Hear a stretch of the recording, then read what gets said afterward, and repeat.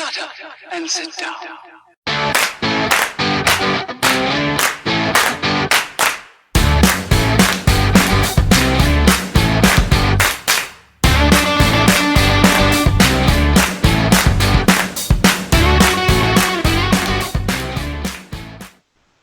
Hello and welcome back to Around the Nati.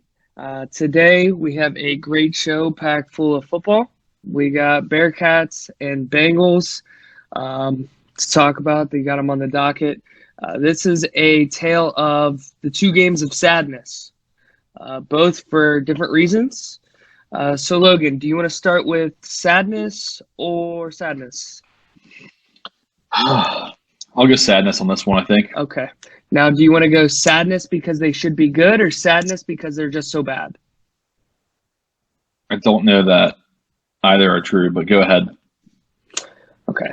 Well, obviously the Bearcats are sadness because they should be good, and we're going to talk about – yeah, they should – well, okay, let me rephrase. Because they should have won that game, a.k.a. the bowl game, a.k.a. against Georgia.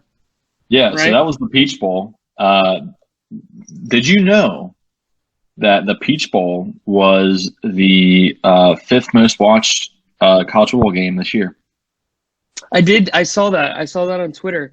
Yeah. That's cool. The whole world got to witness the Cincinnati curse once more, right?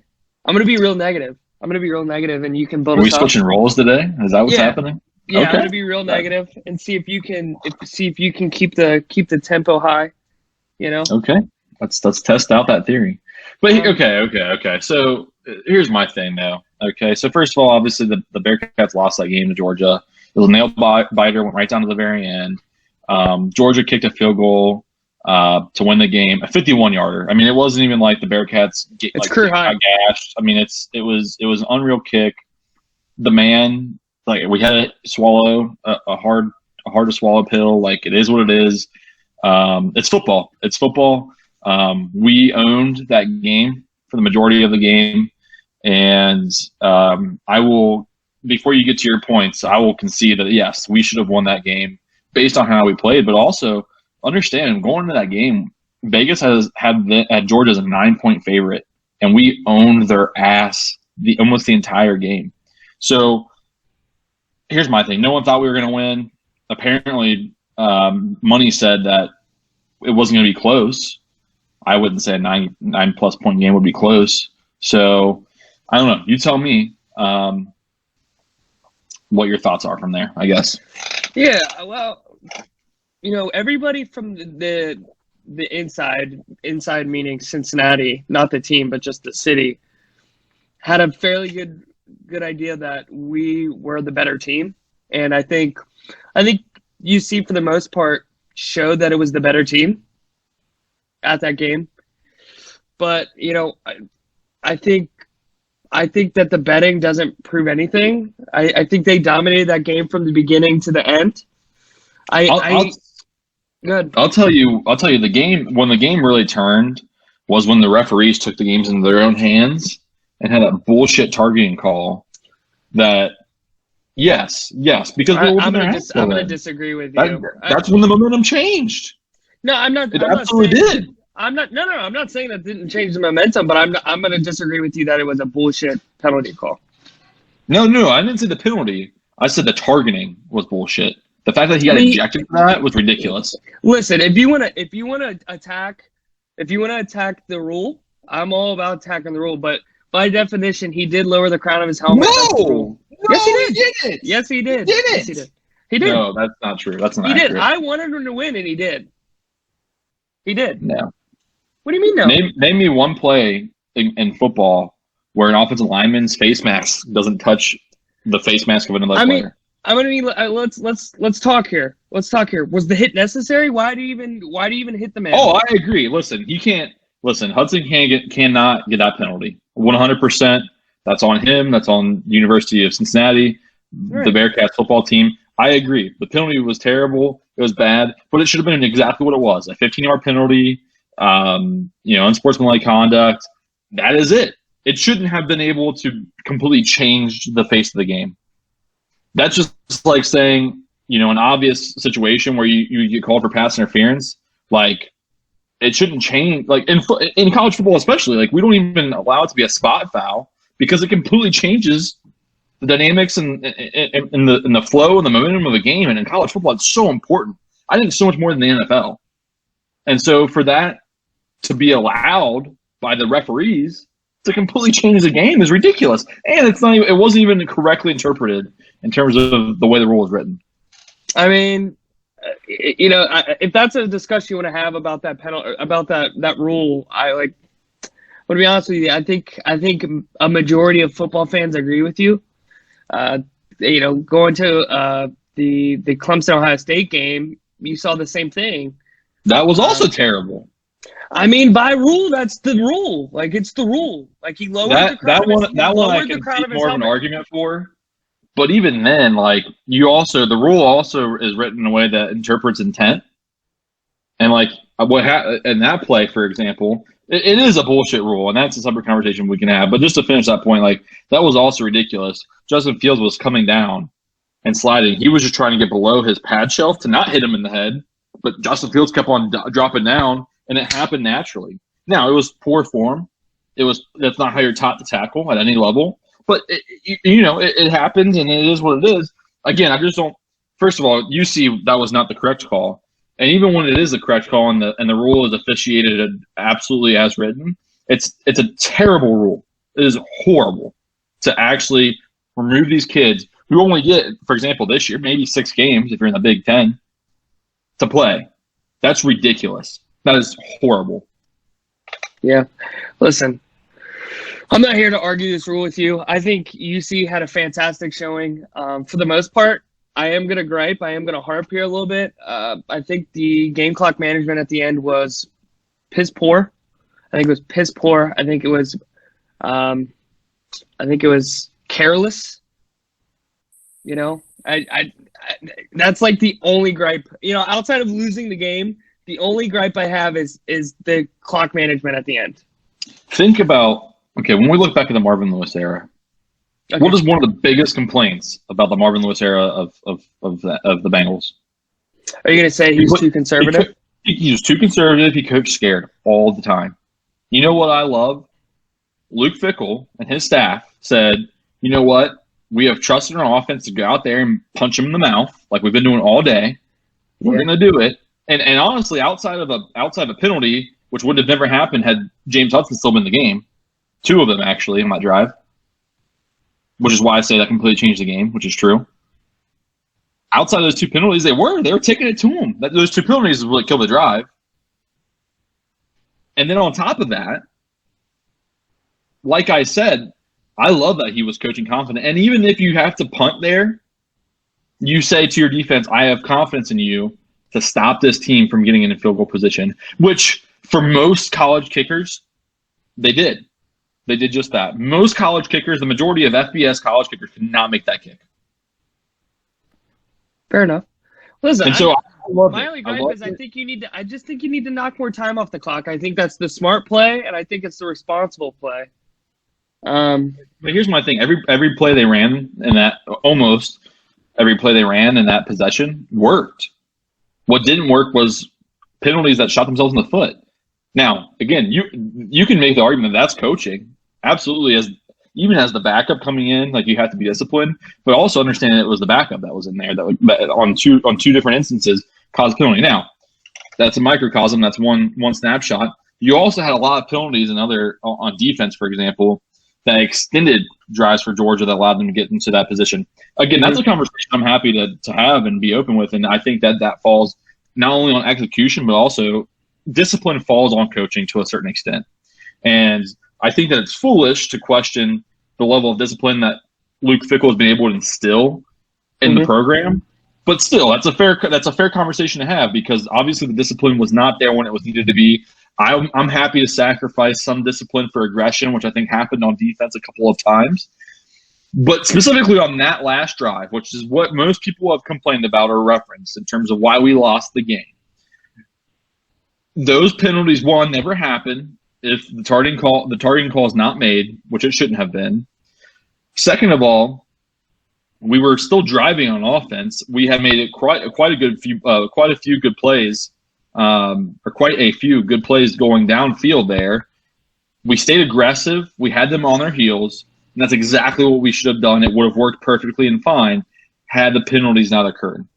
And then your defense has played mostly well that game. Really well. They've held one of the better offenses in the SEC. The SEC, by the way, who apparently is just head and shoulders above UC, and being that they're in a Group of 5 conference, they could never actually defend Georgia. But by the way, who has held them pretty much in check all game, still played them exceptionally well, and put them in a spot where they really, you know what, all the credit to that kicker in the world, because we didn't give that to him. He won that game, and that's just what it is. Yeah, I mean, listen, as much as I would have liked to win that game at any way possible, I definitely think that UC earned some respect in that game from not only Georgia, but from the nation. A lot of people didn't think that they had a good game in them, and I think UC gave Georgia more than they could handle at certain points. Obviously, they couldn't pull out that win, and we can agree to disagree on how the game should have ended in terms of play calling. It's just a different philosophy, I guess, and however you want to look at it. I don't have a problem with game management, except for, like I said, everything they had done was working great. And had they won the game, had those penalties not been called, they would have won the game. And had they won the game, everyone would have applauded Luke Fickell for how he stayed aggressive on that last possession. That's true. And you know what? That's part of the game, is that when you do things that are a little unorthodox and they work out, you're praised for it, but also you will have to take the heat when it doesn't pan out like you wanted it to. You know what I mean? So, I agree. I agree that I understand. I'm just saying that you don't get to have your cake and eat it too. I don't think it's fair to criticize a coach like Marvin Lewis for being conservative all the time and coaching scared. And because for me, like, if you're aggressive and we lose, I can live with that, which is why for this example, I can live with that. They coached aggressive. They said, hey, listen, we've been beating your ass all day. We're going to keep on shoving down your throat. We don't care how much the refs are trying to change the game and help you win. It doesn't matter. We're Cincinnati. We're badasses. We're going to come after you, and we're going to show you what this Group of 5 schools got for you, because that's what we do here in the Natty. We're gritty. We're nasty. We're mean. We come right at you and we punch in the mouth. And that doesn't matter. Talent doesn't matter. Your name doesn't matter. Your fucking conference doesn't matter. We're going to come at you, and we're not going to be afraid of you. We're not afraid of Georgia. And I love that, and I'm okay. And if we lost because of that, fine. I'm fine with it. You're such a homer when it comes to UC, man. Like, no other sports team in Cincinnati turns you into such a homer like UC does. It turns you into like a logical, like, aggressive homer Cincinnati fan. They do no wrong. They're the best team ever. They make no mistakes. No, I don't. I will agree that I do have a little bit of a soft spot for. You are such a homer when it comes to the Bearcats, man.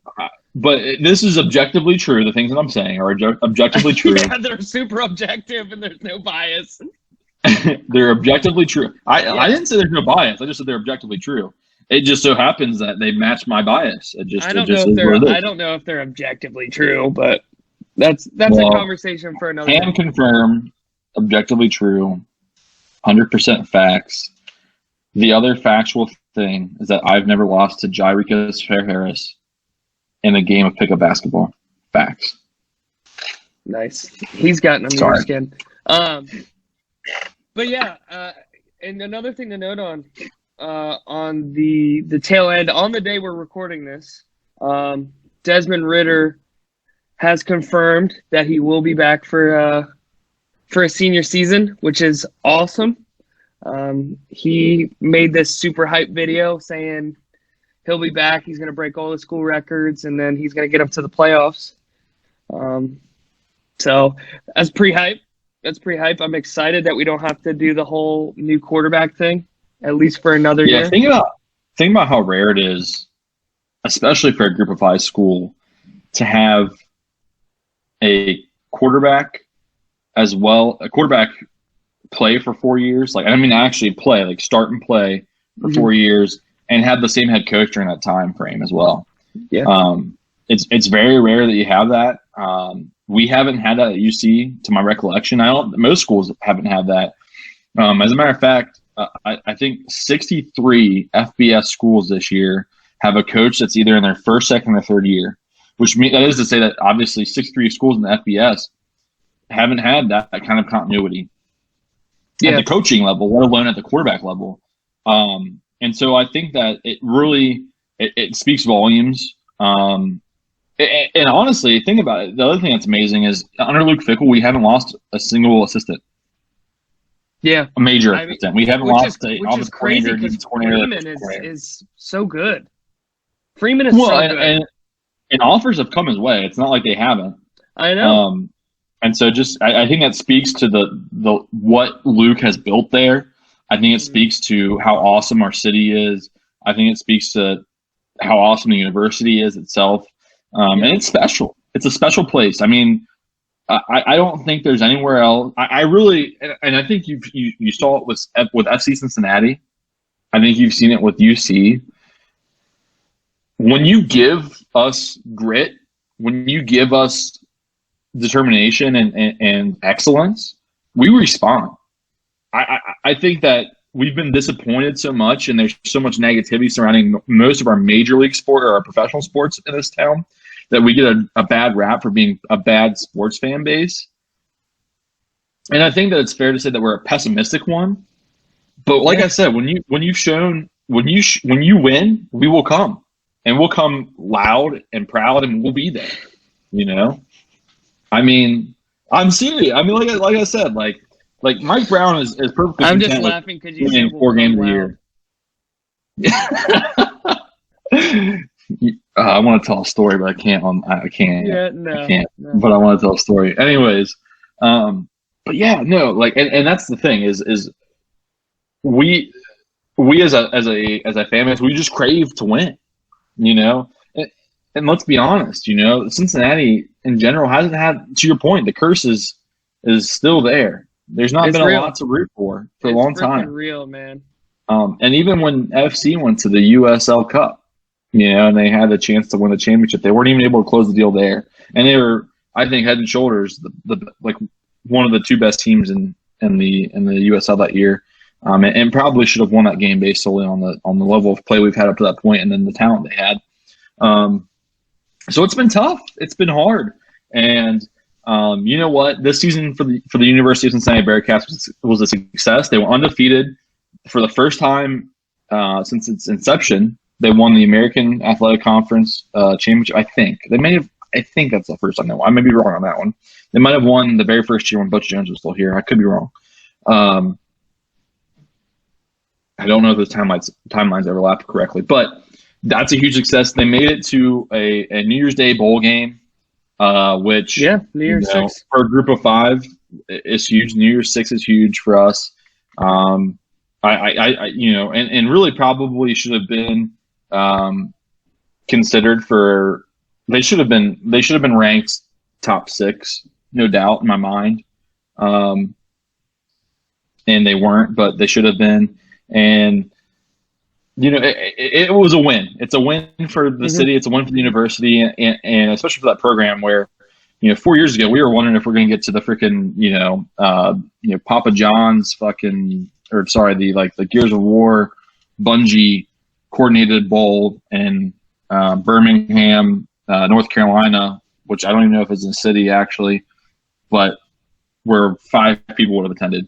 Like, you know what I mean? The bar has been raised, the level of, and I think that your level of expectation reflects the level of success that the program's had, and that's exactly what it is. We're all upset because they didn't win a Peach Bowl against an SEC team that was supposed to beat them by 9. That's awesome. I think that speaks volumes to where we've come.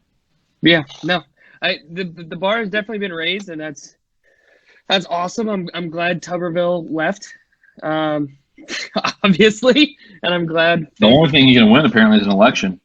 Yeah, in Alabama. But yeah, I'm just glad that he's gone, and Fick has came in and embraced Cincinnati and decided to stay, even though he had greener options available.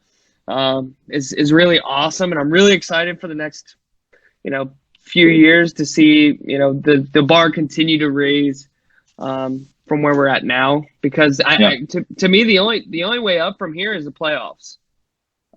That's really the only way up. You know, they've hit as high as the committee would allow them to. And regrettably, I think as high. And that's the thing too. They controlled everything they could control. They won all their games. They won their conference. I mean, handily. They beat everybody by, it felt like, double digits. Right. And I think that we talked about that a lot in the last episode, but you know, I think, again, that for us, that's a championship game. That's as close as we'll probably ever come to a playoff, because the College Football Playoff Committee is a communist group. And so, you know, because the American dream in college football isn't real. You know, it doesn't matter if you do everything they ask you to do and you work really hard and you're the best. It doesn't matter. It doesn't matter. They decided even when the Big Ten wasn't going to play any football games, that the Ohio State University was going to play in the college football playoff. They decided that Alabama and Clemson will be there, and then they're like, I don't know who the fourth will be. So, but it certainly won't be a Group of 5 school. They knew that going into it, and it just is what it is. It is what it is. I'm upset. I could talk about it for hours, but let's yeah. So, good season. He's angry. Good season, but, you know. In review. Yeah, good season. I'm very excited for this team going forward. A team that I'm excited to watch, but also hate watching because it hurts me and gives me internal injuries, is the Cincinnati Bengals. They ended the season on a high note of poor play and miscoach. And from what we see already, it doesn't look like it's going to be changing anytime soon, does it, Logan? Yeah, I mean, Mike Brown came out, or ownership came out at least, and I think it was Mike Brown specifically, came out and doubled down. They're going to keep Zach here. Are you okay? Yeah.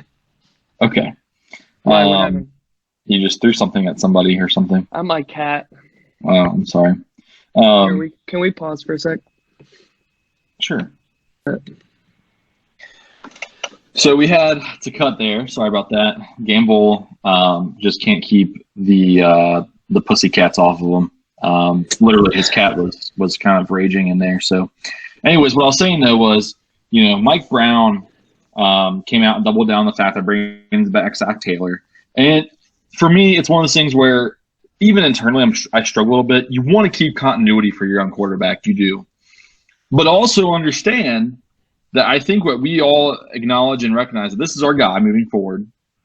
And Joe Burrow. I want to say Joey B. Sorry, Joey Burrow. Joe Burrow. I'm gonna be honest. I haven't eaten today, and this one White Claw is already kicking me in. Your blood sugar's low. So, this one White Claw is already kicking in. It's terrible. So, anyways, Joe Burrow is definitely our guy moving forward. Yeah. Look at the most successful teams, or the teams that have the greatest success. It's usually when they either have a quarterback who can carry the team by themselves and have complete dog shit everywhere else, or it's teams with young quarterbacks on rookie contracts that are able to spend and develop appropriately, but mostly spend in free agency to put pieces around that quarterback to be successful. My fear is that we're wasting another year of Joe Burrow. And then I think it is a problem to have him under, like, if you're going to move on from Zach Taylor while Burrow's under rookie contract, it's got to be this season. And if it's not, then you better be pretty damn sure you're going to stick with him for at least the next 3 to 5 years. Because what you don't want to have is a discontinuity or discontinuing his development, or taking essentially another gamble on another head coach after this year. Like you need to capitalize on him now. And let's be honest, the Bengals as an organization, because of how terribly they ran, and also because of their lack of success the last 6 years, are not an attractive place for free agents to come. So understand that you really need to utilize this time where you have flexibility because you're paying your quarterback so little to put pieces around when you're going to have to overpay for people to come here in free agency. Also understand that hopefully you're not picking top 5 after this year. So you're not going to be able to, the draft last year was easy. Picking number 1 overall is easy. When you get the first pick in every single round, you should have a good draft. But we don't know how this coaching staff, how this front office without Marvin Lewis is going to evaluate and draft talent when hopefully they're picking 26 or later. And so again, it's so important. We saw it the first year after Marvin was let go. I mean, what did they pick? What did they pick that year? 13th. Yeah, and it was a subpar draft. Right, and that's still a high draft pick. I mean, you're still one of the worst teams in the league easily. We only won 6 games that year. I mean, it wasn't like they were anything crazy. So again, it's just for me, it's frustrating. It looks like they're only going to move on from Jim Turner and a couple of defensive assistants. Both the no coordinators are staying, which is insane to me. It's wild. At least Anarumo, we have no idea. We have no idea what Callahan's doing. We have no idea. There's no transparency into what his responsibilities or assignments are, or how involved he is with play calling or anything like that. So, you could argue that maybe we haven't seen anything like that. But Anarumo, at the very least, had to go, in my opinion. I think between him and Zach Taylor, I really think Lou Anarumo has outperformed. I think Lou Anarumo has done more with less, and I don't think anyone's done less with more than Zach Taylor. I mean, you still have at least top-level talent on the offensive side of the ball. And don't hate me, everyone's offensive line is bad. The majority of the league's offensive line is terrible. And teams still win, especially with someone who's athletic and mobile like Joe Burrow. I agree the offensive line's bad, needs to be addressed. There's no doubt about it. There's not a question. But still, the play calling was poor. The ability, think about when Joe Mixon was healthy, how little he was involved in the pass game. That's frustrating.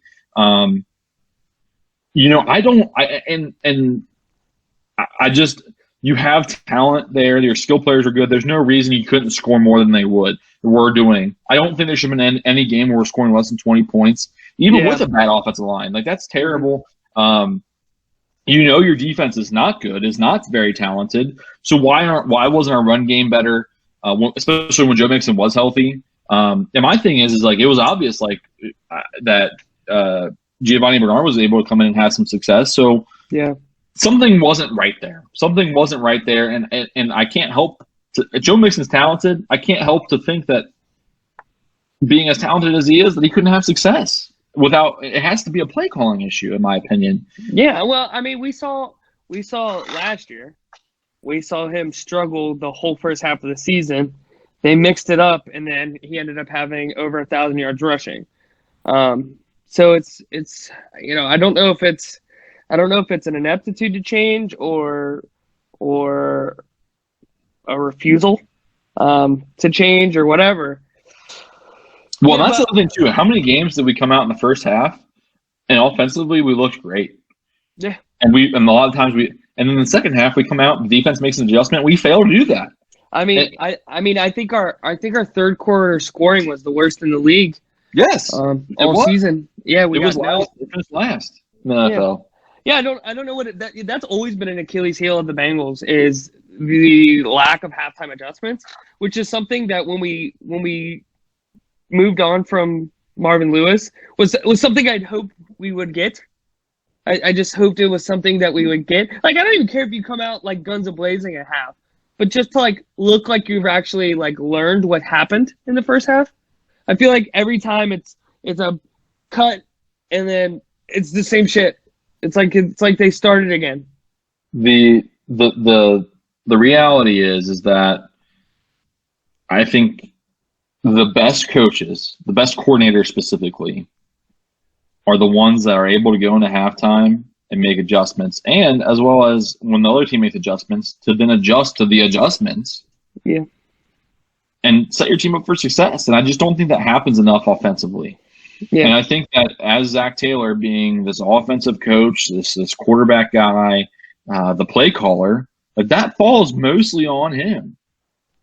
Yeah, And I'm fine with bringing him back, but I don't know if it's appropriate to have a first-time head coach who has demonstrated an inability to effectively call plays and make adjustments in the second half to allow him to continue calling the plays. I just don't think that's responsible. I don't think that's Lou Anarumo. I wouldn't have been upset to let go either, but I think of the two, Lou Anarumo was the better coordinator. I think he did more with less, certainly, and you know, I think that like the best talent on the team played like they were the most talented on the team. Jesse Bates was one of the best safeties in the NFL according to Pro Football Focus. Was the best safety in the NFL. Snub. He got snubbed from All-Pro, by the way. Yeah, well, he played for the Bengals. That doesn't surprise me at all. We're Cincinnati. And he's a Pro Bowl snub, which I don't care as much about. I mean, for Christ's sake, the city of Norwood gets more respect than we do, which is ridiculous. But so, anyways, you know, I'm digressing, I suppose. But I'm not happy about it. I'm definitely happy to see Jim Turner go. See you, goodbye. Yes. My God. But you know what? You know what's more concerning? Zach Taylor has no coaching ties. Has no one's going to come work for the staff. So and not because the guy from the Lions is interviewing. I think he's interviewing today as of this recording. Not bad. I don't know. Did you see how often Matt Stafford was hurt? That was not exciting for me. Their line was ranked 9th overall. I'll take it. He's also managed the development of Frank Ragnow. I'll take that as well. I'm not saying he's the perfect guy. You know what? To be honest with you, I was happy with Frank Pollock. I don't even know why they let him go in the first place. That's like my biggest gripe with Zach Taylor is he brought in all his fucking friends. Here's what really happened to me. Zach Taylor had no coaching tree, so he went out and hired a bunch of guys who didn't have jobs that he just knew from the 2015 Miami Dolphins, and they were unemployed. And part of that, like I said before, I've mentioned this before, it was partially the Bengals' fault. They waited way too long in the hiring process. Like, for example, like this week, we're going to know most of the people who let go of their head coaches, who their head coaches are going to be, and most of those head coaches are going to have exactly almost down to a T who their assistant coaches will be. And we didn't hire Zach Taylor till almost goddamn 2 weeks before the draft. I mean, for Christ's sake, that was terrible. Yeah. In addition to that, he still is not going to be able to find coaches of high caliber to come in. Frank Pollock, I don't even think was necessarily like let go per se. I don't think they're able to retain him. The Bengals also pay their assistant coaches less than anyone else in the entire league. No, they dropped him when Zach was hired. They said see ya, which to me was absurd. I don't think he would have come back if he was offered. I think he was signed, and then they said nah, bye. I don't know. Anyways, just stupid for Jim Turner, you know. And now they gotta. You and I were talking about this the other day. Is like they've dug such a hole at O-line that the rest of the team is just hurting because of it. It's like if they ever eventually dig out of this hole that they've dug at O-line, it's like don't ever go there again. Don't ever go there again. Pay them whatever you want to pay them. It's not like they haven't tried with draft capital. They're just bad at it. I can't say they haven't. I can't honestly say they haven't tried. They're just terrible. It's drafted Cedric Ogbuehi and Jake Fisher, and they just were bad. You know, they're probably going to miss out on Penei Sewell. It doesn't. There's not anyone in free agency who they're going to be able to get. Why? What do you mean? There's not a ton of great offensive tackles in free agency this year. They can go after Thuney. I mean, he's not a tackle, but. Well, that's what our biggest problem is right tackle, I think, and then obviously the guard spots are terrible. Dude, but like, I think right guard's our weakest spot, bro. I mean, now they gotta go at center too with Trey Hopkins going down with an ACL tear. And Pro Football Focus rated Trey Hopkins as pretty terrible this year too. And I mean, the whole O-line outside of Jonah is terrible. Yeah, I mean, it was, and Jonah Williams will probably miss the start of the season as well with an injury. So Oh, I don't know if he'll be the answer either at left tackle, which is another draft pick that you've essentially wasted. And that's not their fault. Again, it's been injury, but he's obviously shown that he's not going to be available very often. I mean, I don't know if he's shown that. Like, I get he's been injured a little bit, but like, I don't know if he's necessarily shown he's injury prone. He got leg whipped. He's missed more games than he's played. He's been in the league 2 years. Relax. And he's missed more games than he's played. I'm just telling you. Relax. I don't know what the stat is, but I'd be willing to bet of left tackles drafted in the top 15, he's missed more games in the first 2 seasons than any other. Relax. Just take a breath. Shut up, Aaron Rodgers, you little punk. What? You remember Aaron Rodgers, that one famous interview or post-game interview? He goes, RELAX. Relax. And they're like 1-5 to start the season. Did they go to the playoffs that year?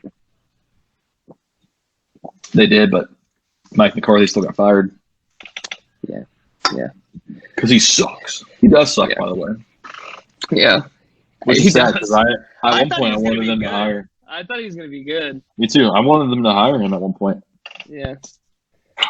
You better slow down on this, boy. But yeah, I'm not gonna harp on it anymore. I think we're gonna wait till we see a little bit of motion, that coaching staff before we talk about it any further. Right now it's all speculation. Who knows? Maybe it makes a world of difference. My thoughts are it's gonna make very minimal impact to the team. I just you just hope that they go out and they spend a free agency and they draft well again. Did you see PFF ranked us as the best draft class? Again, like you said, easy to do when you're picking first in each round, but yeah, that should absolutely happen. When you're the first pick in each round, you should absolutely be the best. Yeah, absolutely. So we'll keep an eye on the team. They got a bunch of position coaches to fill up. I know that's not the most exciting, but at least it's a little bit of turnover from a staff that's been so bad. But really for me, all that's left to think about the Bengals is free agency and draft picks, One thing that's been lacking from the Reds, but we're not going to go into that. But yeah, so I know that you wanted to do a little round of love it or shove it. Yes, are you ready? Your favorite game. It is my favorite game. Yeah, hit me. Love it or shove it. All right, so love it or shove it. Joe Burrow will win a playoff game before the end of his career with the Bengals. I love it. I mean, that's a no-brainer. I think the Bengals have their shortcomings. However, I don't think they're completely incompetent. I think they're able to support, young quarterbacks, aka that they've only had, 2, main quarterbacks since 2001, 2002. I think that why are you staring at me like that? You're just wrong. Go ahead. I'm wrong. You said it was a no-brainer. Yeah, I think it's a no-brainer. I think they get back to the playoffs at some point. I said, does he win a playoff game? Oh! Your mic's muted or something. Hello? Oh, now I can hear you. Go ahead. I misheard. Yeah. I thought you said, do they make a playoff game? Does he win a playoff game during his career with the Bengals? Okay. I still love it. Okay. I think it's a no-brainer. I misheard the question. When you said no-brainer, I'm like, they haven't won one in 30 years. I don't know that no-brainer is ever an appropriate response. No. I love the confidence. I just don't think you're correct. I definitely misheard the question. But I still love it. I think Joe's got something that not a lot of our quarterbacks have had in a long time. We had Blandy Dalton for 8-9 years, and nice. You're on the Blandy Dalton tray. I like it. With him, he usually shrunk in the big moment. He did for Dallas as well. They needed to win that game last week. Yeah, he just shrinks, and with Joe embraces it. He thrives in the big moment. He lives for the game-winning play, and I just think he's a player you can win because of, which is something we haven't had since Carson Palmer. So, Yeah, I'm gonna go ahead. I hate to do it, but I'm gonna shove it. I think of no fault of Joe Burrows at all. I don't foresee them winning a game. I think they'll end up, and they have so far wasted his career. I think they should have made a coaching change this year. Dude, And I think it'll be after his rookie year. I think it was damnation. They had the opportunity. They had an opportunity to go out there and put some protection around them. They failed to do that. The coaching staff has failed to do that. I think that it's one of those things where it's regrettable. But they've demonstrated that they have the inability to put good pieces around a star quarterback as they did with Carson Palmer. They failed to give him an opportunity to succeed. And I'm gonna be honest with you. I think that at that time, I think that more that you could have won with Carson Palmer. I think Arizona did it well, and that was towards the end of his career before he was a star. So I'm going to shove it with them either. I think that's silly to say that we wasted his career, but I think they're going to. No, you said they did. They have said so begun far to do into so his already. career, they've wasted his career. So far, they have. Yeah. It's a year after his rookie year. He was breaking all sorts of records. He was on. But he didn't. He didn't break the records. He tore his ACL because of relax. RELAX. If I was next to you, I would punch you. Say I'm glad I'm not. Go ahead with the next one. Okay. Love it or shove it. The University of Cincinnati Bearcats basketball team should move on from John Brandon after the season. Now, if I think they should, do I love you would say love it. Shove it? You love it if you want them to fire him. I want to hear your answer first. You go. I shove it. I think that just like Travis Steele, and Travis Steele for the Norwood Xavier Musketeers, had the benefit of being able to actually be in the program already. He knew he didn't have to navigate anything new there. He had already been a part of their recruiting process before. He had that benefit, and it still took him. Listen, they've been barely over 500 every season so far, and they haven't won their conference despite having significant talent return to them. John Brandon has in his first season he won the conference. So with guys that weren't his, I think you need to give him at least 4 years to get his system in, get his guys in. Obviously his first year recruiting was a year that was COVID. Was impacted by COVID. And so I think that even though I'm really, really, really, really, really upset with how things are going currently, they did just have a big win against SMU the other night. They locked up. He's shown that he's wanting to make adjustments. Vogt and Mamadou Diarra only played 20 minutes combined the other night. I think that they play important minutes and play an important role in the team, but I think he's realizing that they can't play extended minutes. He's made adjustments. They played small the other night. Jacob Eason looks like he's going to be promising and looks like he's able to actually protect the rim, which is what he came here to do. Micah Adams-Woods, which was one of his first guys that he was able to keep here in terms of recruiting, has, again, shown promise and has done well. I think that he deserves at least four seasons to prove that he can get it done, and maybe even a fifth because of COVID. But, yeah, I'm going to shove that. I think he deserves another chance, but I'd like to see them win quickly. Yeah, I agree, and I think you hit it. I think you hit it directly on the head, and this is true for any college coach. I think you have to give a college coach 4 years to really evaluate them as a complete coach, because one thing that's unique to college coaches compared to professional sports is they have an extra aspect in recruiting that's important that they do, and they also have to build around their idea of what you want the team to look like and how you want the team to function, and you definitely need your guys to do that. You have to find the type of player that fits your scheme and how you want to do things, and I think that's important in all sports, especially basketball. So I definitely think especially since I thought they performed well last year. It wasn't fantastic, but they definitely performed well. And I think, yeah, I think he managed both Jared Cumberland didn't they beat like Tennessee ego last year? well. Yes, I think Yeah, they that was managed awesome. Jared Cumberland. Oh, maybe not. Was that a year before? They may have dropped that game last year because they were 1-point underdog at home, and I think they dropped that game. I think they beat Tennessee. I can't remember. I can't remember now. You might be right. There. It feels like millennia ago, by the way. Yeah, it does. It's just been COVID and how poorly they've been playing. Yeah. It's just freaking depressing, man. Yeah. But I'll tell you what, and I think that one thing I'll say is that, oh my gosh, I just forgot his name. Scott.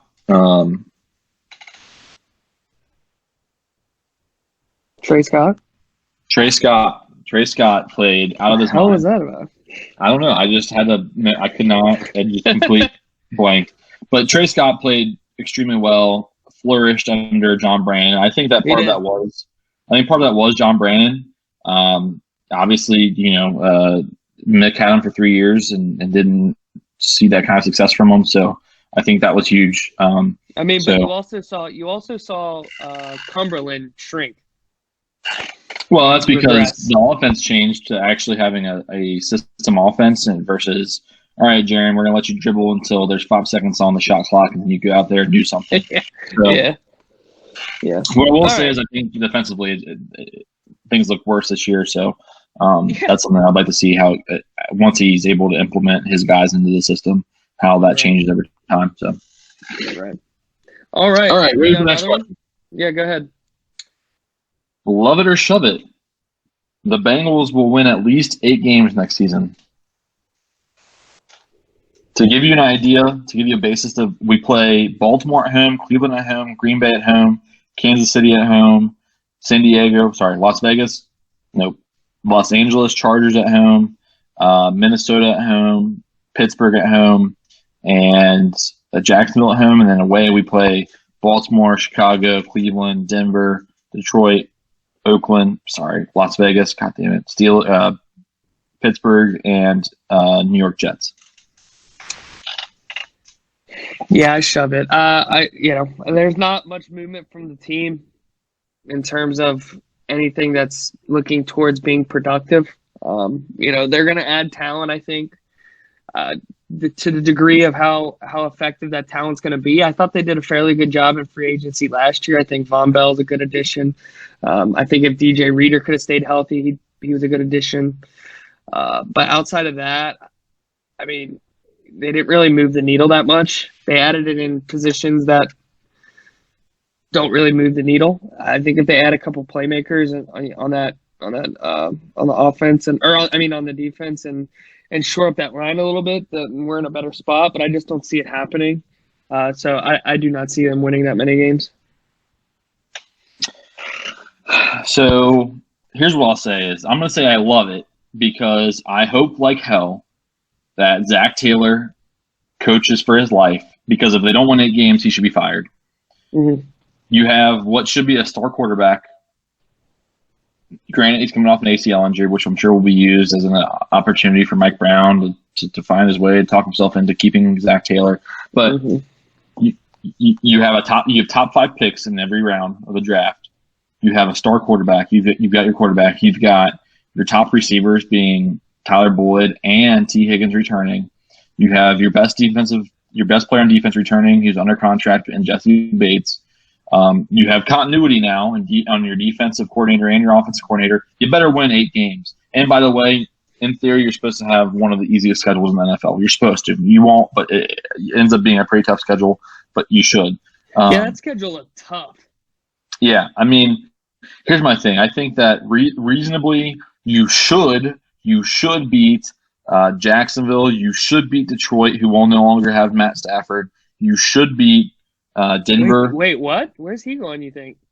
I think I'm going to New England. Yeah, I think I'm going to New England, but you should beat I think you should beat Chicago. Even though they're a playoff team, I don't think they're very good. They're not very intimidating. And you should beat the Jets. So there's I think I just listed 4 games where you should win. I think you should at least be able to split with Cleveland and Baltimore. I don't think Baltimore is that impressive. I think that you could beat Minnesota. I think it's possible to beat Las Vegas. And I think it's possible it's obviously possible to beat the Steelers because we did it this year and we're terrible. Hell yeah, dog. So I think there's no reason you can't win. There's no reason that you can't win 8 games. I think that I don't necessarily think that they will, but I think they should, and so I'll go love it for that reason. And absolutely, Zach Taylor should not be the head coach of the Cincinnati Bengals anymore if they cannot win 8 games next season. No, I think that's fair. Do you have any more? I mean, I think we're getting close to wrapping up here. We're at about an hour. Yeah, I got my last one here. Last one. Okay, hit me. Love it or shove it. The University of Cincinnati Bearcats will go undefeated next year and win a bowl game. Yeah, I mean, yeah, I love it. I love the direction this team's going. They got Desmond back for another year. It's continuity with Fick, and I just think they're well coached. They're a well-oiled machine, baby. God damn it, I love it as well. They're gonna win. They're gonna get snubbed by those goddamn communists again. We're going to be there, baby. We'll be American champs again. We'll be snubbed from college football playoffs by the committee because they're scrubs. They won't watch a single one of our games, even though we went undefeated this year. We'll do it again next year. We've got Fick coming back. We've got Desmond Ridder coming back. I think our run game will be great again next year. I think the defense will look great. I bet you we have at least 2 people drafted in the first 2 rounds of the draft next year. Mm-hmm. And no doubt in my mind that they have a sour taste in their mouth from that Georgia game. They now have been there. They've done that. They're going to come back in next year. They're going to smash people in the mouth. Absolutely. Let's go. Let's go, UC. Here we go. Let's go, Cats. And yes. I love that. And to be honest with you, I'm good to end on that rally cry that gets us off the Bengals sadness. A Bengal sadness, Oh, you see? Oh shit! I just had shoulder surgery. I can't do that yet. Yeah, it's pretty dumb. Why did you do that? I don't know. It hurt very bad. But yeah, so we didn't do it last time, so we'll do it this time. Let's plug some socials. Oh shit! Yeah. Go. You do the Around the Nati ones. Okay, you can follow us on Twitter, and it's the same on Instagram at @around_the_natty. And that's same for Instagram as well. You said that? Did I say? I think I said that. I said that. I think he has no faith in me, but I said that. You can follow you can follow me at I don't remember my Twitter. It doesn't matter what my Twitter is. Chow_Logan. Chow_Logan. And mine's Gambles at is Girly Hummin.